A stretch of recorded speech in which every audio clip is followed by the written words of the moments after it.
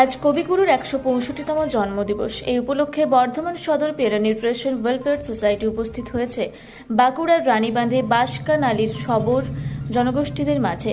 প্রান্তিক মানুষদের সাথে কবির সখ্যতার অনেক কথা তার লেখায় ফুটে ওঠে। রক্তকরবীতে যেমন তিনি শোষিত নিপীড়িত মানুষের কথা বলেন, তেমনি গোড়ার মধ্য দিয়ে জাতপাত সুচিতা অসুচিতার গণ্ডি কাটিয়ে মানুষ হবার কথা বলেন কবি।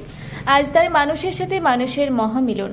সবরদের গ্রামের সকলের হাতে তুলে দেওয়া হলো নতুন পোশাক এবং সারাদিন একসঙ্গে গল্প ও খাওয়া দাওয়া, কবিতা, গান। আমাদের সঙ্গে এসছেন স্বাস্থ্যসেবা অর্গানাইজেশন, যারা গ্রামবাসীদের স্বাস্থ্য পরীক্ষা করলেন, এবং সঙ্গে এসেছেন মোদের ভারত, যারা আদিবাসী বাচ্চাদের হাতে তুলে দিলেন স্কুল ব্যাগ। সংস্থার সম্পাদক প্রলয় মজুমদার জানান, এই এলাকায় প্রধানত বাচ্চাদের মধ্যে লৌহের অভাবজনিত অপুষ্টি, ভিটামিন ডি এবং প্রোটিনের অভাবজনিত অপুষ্টি বিশেষভাবে পরিলক্ষিত হয়। আগামী দিনে সোসাইটি এই দিকে বিশেষ নজর দিতে চায়। সংস্থার তরফে উপস্থিত ছিলেন প্রীতম ঘোষ, চৈতালি ঘোষ, দ্যুতি কোনার, মনীষা মণ্ডল সহ প্রমুখরা।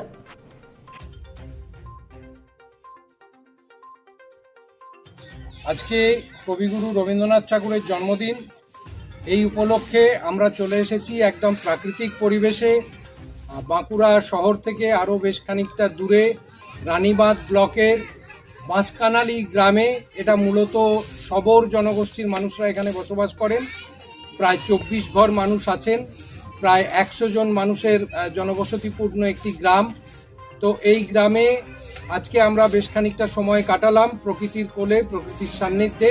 বর্ধমান সদর পেয়ারা নিউট্রিশন ওয়েলফেয়ার সোসাইটির উদ্যোগে এখানে আজকে একটি দ্বীপ্রাহরিক ভোজের আয়োজন করা হয়েছিল, যে ভোজের মধ্যে ছিল ভাত, ডাল, তরকারি, মুরগির মাংস, চাটনি, আর তার সঙ্গে এখানে যে 100 জন মানুষ বসবাস করেন তাদের হাতে আজকে তুলে দেওয়া হচ্ছে একটি করে নতুন পোশাক। কারণ বৈশাখ মাস বাঙালির বাংলা বৎসরের প্রথম মাস, সেই হিসাবে নতুন বছরের প্রথম মাসে একটি করে নতুন পোশাক তাদের হাতে তুলে দেওয়া হচ্ছে। এবং আমরা এই গ্রামে যে বাচ্চারা রয়েছে, বয়স্ক মানুষরা রয়েছে, তাদের সব স্বাস্থ্যের মান পরীক্ষা করে দেখা হলো, যেখান থেকে বেশিরভাগ ক্ষেত্রেই অপুষ্টির আমরা একটা প্রবণতা লক্ষ্য করতে পারছি। এবং সেই অপুষ্টি দূরীকরণে কি করা যায় এটা নিয়ে আমরা আগামীতে অবশ্যই ভাবনা চিন্তা করব, এবং আমরা চেষ্টা করব এখানকার জনজাতি যারা আছে তাদের জীবন ধারণের মান কি করে উন্নত করা যায় সে বিষয়ে ভাবনা চিন্তা আমাদের আগামীর জন্য রইল। আমি বর্ধমান সদর পেয়ারা নিউট্রিশন ওয়েলফেয়ার সোসাইটির সম্পাদক প্রলয় মজুমদার।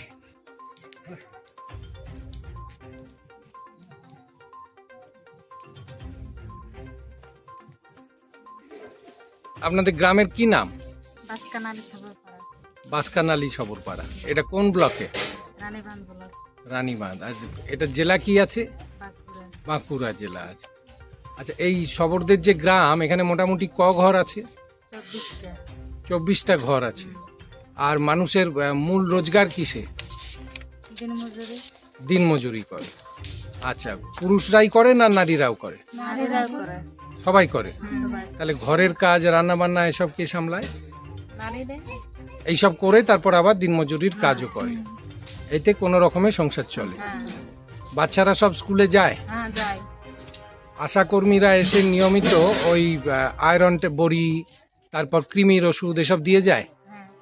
টিকা সব হয় সময় মতো? তোমরা বাচ্চাদেরকে নিয়ে যাও?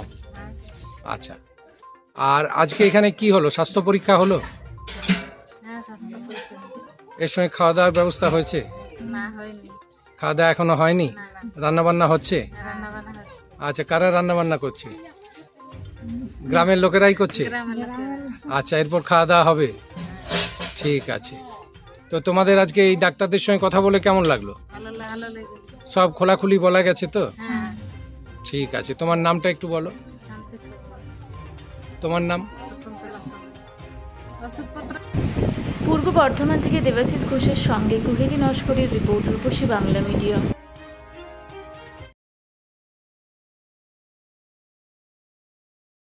পুরা ব্লকের লধুরকা গ্রামের অদূরে অবস্থিত দৌলত পাবলিক স্কুলের দখলে থাকা বেশ কিছু জমি নিয়ে শুরু হয়েছে আইনি জটিলতা।